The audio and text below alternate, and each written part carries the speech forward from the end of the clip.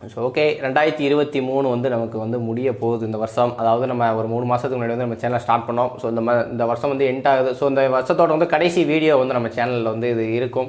So அதான் வந்து எதை பற்றி பேசலாம் அப்படிங்கும்போது வந்து இன்றைக்கி தான் ஒரு விஷயம் வந்து எனக்கு ஞாபகம் வந்துச்சு. அதாவது MS தோனி வந்து இன்றைக்கி டெஸ்ட் கிரிக்கெட் வந்து ரிட்டையர்ட் ஆகிட்டார். அப்படிங்கும்போது வந்து அவருக்கு ரீப்ளேஸ்மெண்ட்டாக வந்து யார் வரப்போகிறா, ஏன் வந்து MS தோனி வந்து சடனாக ரிட்டையர்ட் ஆனார் அப்படின்னு பேசும்போது வந்து இந்த வீடியோக்கான டாபிக் என்ன அப்படின்னா, விராட் கோலி வந்து இந்தியன் டெஸ்ட் கிரிக்கெட் கேப்டனாக வந்து என்னென்ன விஷயங்கள்லாம் பண்ணியிருக்காரு. இந்தியா வந்து இன்னைக்கு எத்தனையோ ஓவர்சீஸில் வந்து தோத்துக்கு இந்த ஒரு டீம் வந்து இன்றைக்கி வந்து ஏன் எல்லா மேட்சும் ஜெயிக்கணும் அப்படின்னு நினைக்கக்கூடாது. அந்த வெறியை வந்து விராட் கோலி வந்து எப்படி கொண்டு வந்தார் அப்படிங்கிற விஷயத்தை வந்து நம்ம வந்து இந்த வீடியோ வந்து டிஸ்கஸ் பண்ணலாம் வந்தோம். ஸோ வந்து நிறைய விஷயங்கள் வந்து டீட்டெயில்டாக பேச வேண்டியது இருக்குது. ஸோ வந்து வீடியோ கொஞ்சம் லாங்காக இருந்தாலும் வந்து அதெல்லாம் நீங்கள் நினச்சிக்காமல் ஃபுல்லாக பாருங்கள், ஸ்கிப் பண்ணாமல் பாருங்கள் டெஃபினட்டாக. So welcome back AK talks. நீங்கள் இந்த வீடியோவில் பார்க்க போகிறது விராட் கோலியோட டெஸ்ட் கேப்டன்சி ரெக்கார்ட்ஸ் எப்படி இருந்துச்சு, ஸோ அவரோட பயணம் முழுவதும் நமக்கு எது பெஸ்ட் மொமெண்ட்ஸ் அப்படிங்கிறதான் இந்த வீடியோ நம்ம டிஸ்கஸ் பண்ண போகிறோம். வாங்க.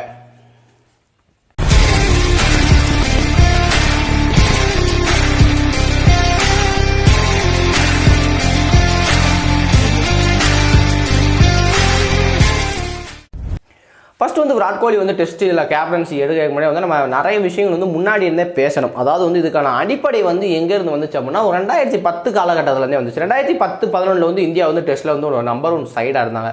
பட் வந்து அதுக்கப்புறம் வந்து ஒரு ஓவர்சீஸ் டைம் வந்து இந்தியாவுக்கு வந்துச்சு. ஒரு MS தோனி கேப்டன்சியில் வந்து அந்த வேர்ல்டு கப்பை வின் பண்ணதுக்கப்புறமேவும் ஆஸ்திரேலியா போக வேண்டியிருந்துச்சு, சவுத் ஆஃப்ரிக்காவுக்கு போக வேண்டியிருந்துச்சு, நியூசிலாந்துக்கு போக வேண்டியிருந்துச்சு. ஒரு 3 வருஷத்துக்குள்ளே வந்து எல்லா நாட்டுக்குமே வந்து இந்தியா வந்து ஒரு டெஸ்ட் சீரிஸ் வந்து நோக்கி போக வேண்டியது இருந்துச்சு.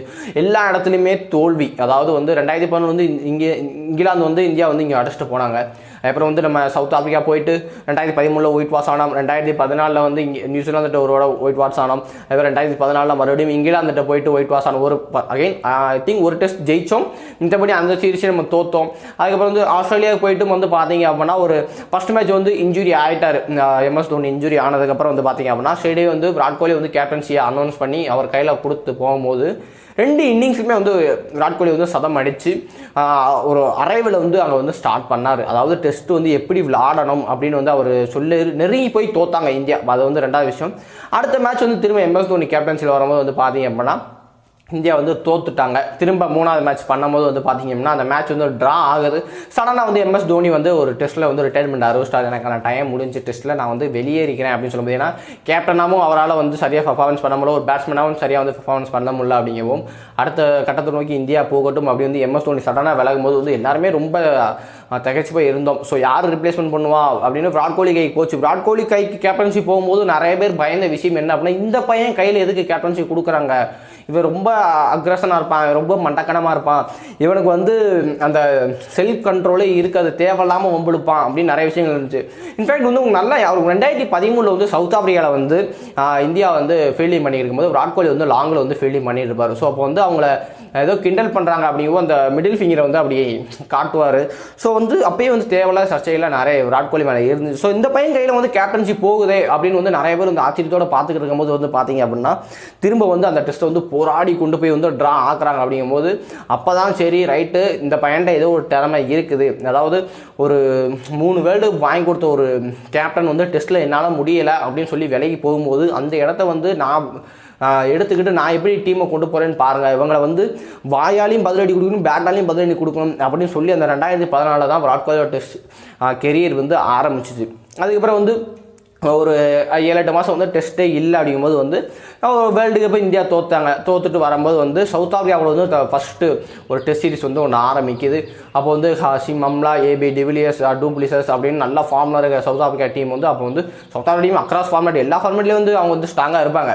ஸோ அந்த மாதிரியான டீமை வந்து இங்கே வந்து திணற அடிக்கிறார். அதாவது ஒரு கிளியர் பிளான் போடுறாரு. அதாவது மிடில் ஆர்டர் வந்து பேட்ஸ்மேன்ஸ் வந்து அவங்களோட ரெஸ்பான்சிபிலிட்டி எடுக்கும். இந்தியாவில் வந்து நம்மளோட வெப்பன் ஸ்பின்னர். ஸோ வந்து ஸ்ரீலங்கா கண்ட்ரீஸ்லேருந்து வரவங்க ஸ்பின்னர்ஸ் ஆட தெரியாது. ஸோ வந்து நம்ம ஸ்பின் ட்ராக்காக போடணும், நம்மளும் கஷ்டப்பட்டு பேட்டிங் ஆடணும், நம்ம ஒரு பெரிய ஸ்கோரை நம்ம போட்டுருவோம், அவங்க வந்து நம்ம கஷ்டப்பட வைப்போம் அப்படின்ட்டு அஸ்வின் ஜடேஜா வந்து ஒரு மிகப்பெரிய பங்களிப்பு இருக்குது. நீங்கள் விராட் கோலி வந்து இந்த அளவுக்கு ஸ்டாண்டர்ட் செட் பண்ணி வச்சுருக்காங்கன்னா அதுக்கு வந்து அஸ்வின் ஜடேஜாவோட பங்களிப்பு வந்து ரொம்ப இருக்குது. அதாவது விராட் கோலியோட பீக் ஃபார்ம் நம்ம பேசுவோம் 2017-18 அதை வந்து விராட் கோலி பீக்கு அப்படின்னு பேசும்போது வந்து அந்த பக்கத்தில் வந்து அஸ்வினோட பீக்கு நம்ம பேசி ஆகணும். 3 வருஷம் வந்து பார்த்தீங்கன்னா நம்பர் 1 பவுலராக இருந்தார். இந்தியாவில் நடக்கிற அதாவது வருஷத்துக்கு 50 டெஸ்ட் விக்கெட் அப்போ எடுத்துகிட்டு இருப்பார். அப்படிங்கும்போது வந்து அஸ்வின் வந்து வேற லெவல் ஃபார்மில் இருந்தார். பண்ணுவார், நல்லா செட் பண்ணி எடுத்துட்டு இருப்பாங்க. ஸோ இந்தியாவில் வந்து டாமினேட் ஒரு டெஸ்ட் கிரிக்கெட் வந்து ஆடிட்டு இருந்தாங்க, யாராலையுமே ஜெயிக்க முடியல, எக்கச்சக்க இன்னிங்ஸ் விட்டு ஆனாங்க. ஸோ 3 நாள் டெஸ்ட் மேட்ச் முடிஞ்சதெல்லாம் நம்மளால பார்க்க முடிஞ்சு. ஸோ வந்து விராட் கோலிக்கு வந்து அந்த 2015-16 அப்படின்னு வந்து ரொம்பவே நல்ல ஒரு அற்புதமான காலகட்டமாக இருந்துச்சு. இந்த 7வது இடத்துல இந்த இந்தியன் டீம் அவர் கேப்டன்சி எடுக்கும்போது 7வது இடத்துல இந்த இந்தியன் டீமை டெஸ்ட் கிரிக்கெட் வந்து நம்பர் 1 பொசிஷனுக்கு வந்து அடுத்த ஒரு வருஷத்துலேயே கொண்டு வந்தார். அப்படிங்கும்போது விராட் கோலிக்கான சவால் எங்கே ஆரம்பிக்குது அப்படின்னு பேசும்போது 2018 அவருக்கான சவால் ஆரம்பிக்குது. அப்படி என்ன அப்படின்னா, இந்தியா வந்து அடுத்து வந்து ஒரு வருஷத்துக்கு வந்து ஓவர்சீஸில் விளாண்டாகணும். அதுக்கப்புறம் வந்து யாரெல்லாம் கூப்பிட்டு வச்சு ஹோம் கிரவுண்டில் அடித்தாங்களோ அவங்கெல்லாம் திரும்ப போய் அவங்க இடத்துல வச்சு அடிக்கணும் அப்படின்னு ஒரு சேலஞ்ச் வந்து விராட் கோலி வருது. Challenge accepted. விராட் கோலியும் ரவி சாஸ்திரியும் வந்து சொன்னாங்க. அப்போ வந்து ஃபஸ்ட்டு சீரீஸ் வந்து பார்த்தீங்க அப்படின்னா இங்கிலாந்துக்கு போகுது.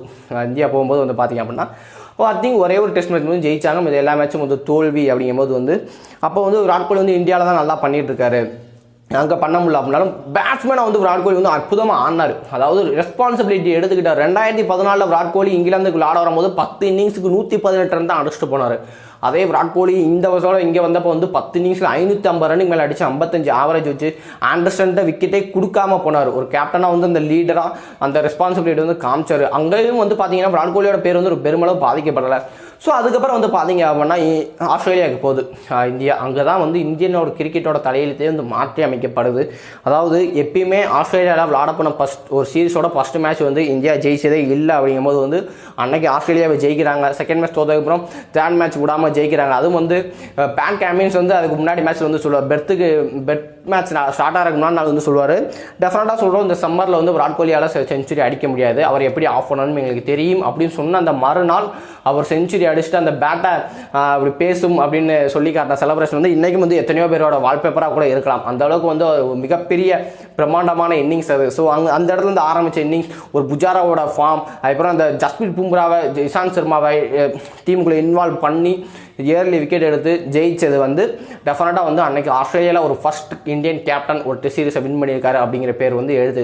ஸோ இதுக்கான ரீசன் என்ன, எப்படி வந்து அந்த ஆஸ்திரேலியாவை இந்தியா வந்து அடிச்சிச்சு அப்படின்னா, அதாவது இந்தியாட்ட வந்து டேலண்ட் இருக்குது, பட் வந்து எப்படி யூஸ் பண்ணணும்னு வந்து விராட் கோலி வந்து அவருக்குள்ள ஒரு சார்ட் போட்டுக்கிட்டார். அன்றைக்கி வந்து ரவி சாஸ்திரி கூட அவருக்கு இந்த கம்பேரிசன் வந்து அந்த கம்பைன் வந்து ரொம்பவே ஒத்துப்போச்சு. 2 பேரும் ஒரே மைண்ட் செட்டில் இருந்தாங்க. அவங்களோட பிளான் என்ன அப்படின்னா, டெஸ்ட்டில் நமக்கு ஜெயிக்க வேண்டிய விஷயங்கள் என்ன, 20 விக்கெட் வந்து சீக்கிரம் நமக்கு எடுக்கணும், சீனியர் பிளேயர்ஸ் வந்து ரெஸ்பான்சிபிலிட்டி எடுத்து ஆடணும், ஃபாஸ்ட் பவுலர்ஸ் இன்டென்ட்டோட பவுலிங் போடணும். இதுதான் இந்த 3 விஷயத்தை வந்து கரெக்டாக கணக்கச்சிதமாக பண்ணாங்க. அதுவும் இப்போ வந்து உதாரணத்துக்கு வந்து புவனேஷ்குமார்லாம் இப்போ MS தோனி கேப்டன்சியில் ஆடும்போது வந்து பார்த்தீங்கன்னா பெருசாக செலிப்ரேஷன் பண்ண மாட்டார்.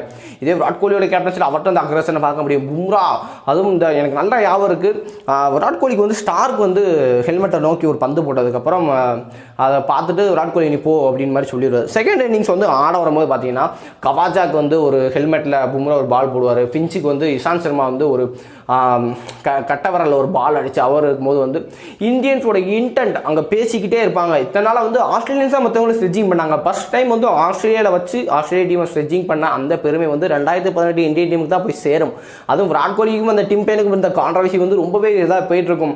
விராட் கோலி நீங்கள் கூலாக இருங்க அப்படிங்கிற மாதிரி வந்து டிம் பைனே சொல்லுவார். ஸோ வந்து ஒரு மெமரபுளான சீரிஸ். அங்கேருந்து பார்த்தீங்க அப்படின்னா திரும்ப வந்து இந்தியா வந்து சவுத் ஆஃப்ரிக்கா போகிறாங்க. சவுத் ஆஃப்ரிக்கா சீரிஸ் வந்து இந்தியாவால் ஜெயிக்க முடியல அப்படின்னாலும் அங்கே வச்சு ஒரு ஜோகன்ஸ்பர்கில் வந்து ஒரு செஞ்சுரி அடிப்பார் விராட் கோலி. அதாவது ஒரு டஃப் விக்கெட்.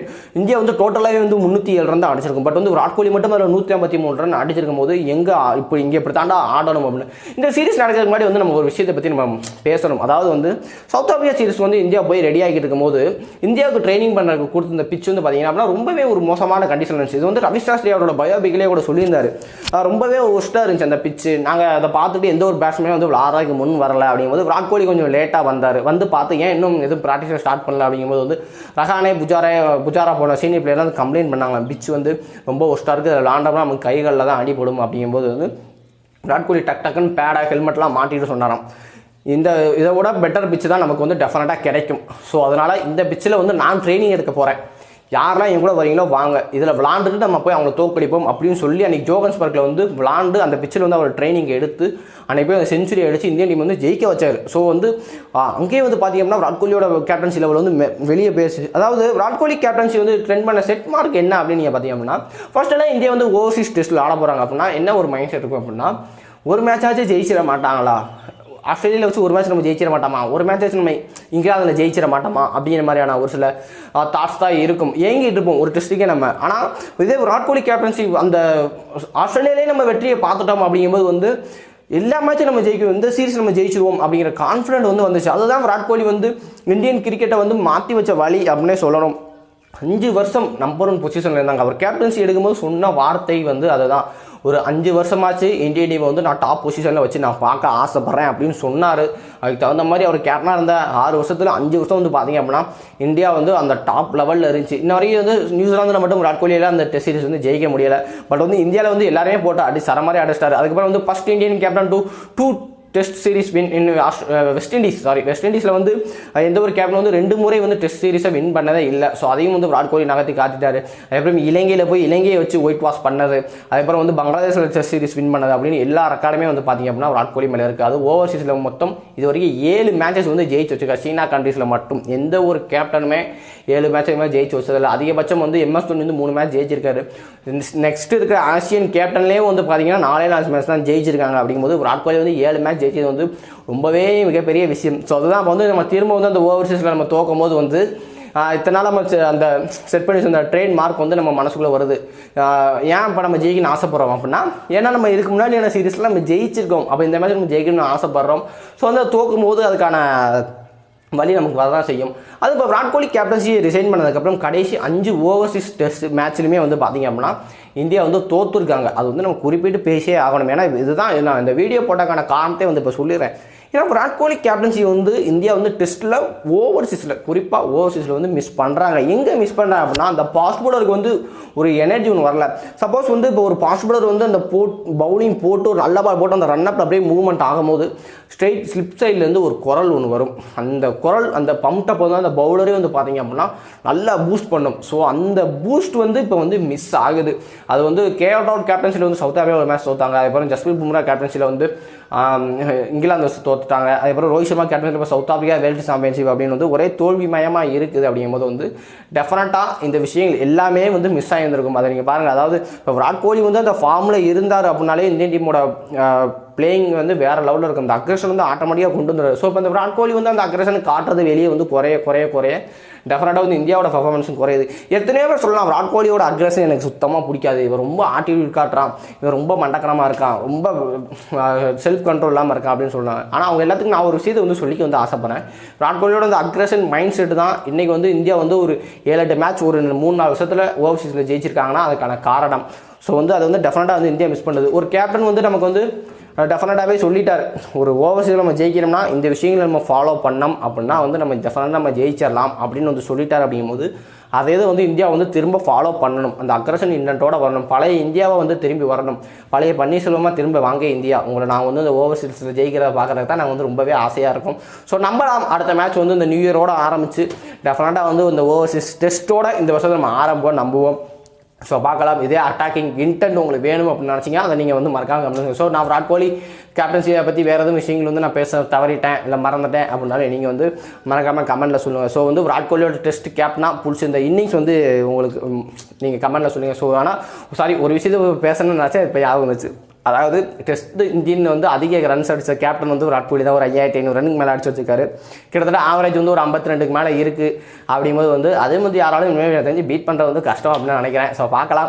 ஸோ வந்து நீங்கள் எது பெஸ்ட் இன்னிங்ஸ், உங்களோட ஃபேவரட் மூமெண்ட்ஸ் எது அப்படிங்கிறது மறக்காமல் கமெண்ட்டில் சொல்லுங்கள். ஸோ அந்த வீடியோக்கு நீங்கள் லைக் பண்ணுங்கள், உங்கள் ஃப்ரெண்ட்ஸ்க்கு இந்த வீடியோ வந்து மறக்காமல் ஷேர் பண்ணுங்கள். புதுசாக வந்து வியூவர்ஸ் நம்ம சேனலை சப்ஸ்கிரைப் பண்ணிட்டு பாருங்க. இதே மாதிரியான வீடியோஸ் உங்களுக்கு தேடி வந்துட்டு இருக்கும். தேங்க்யூ.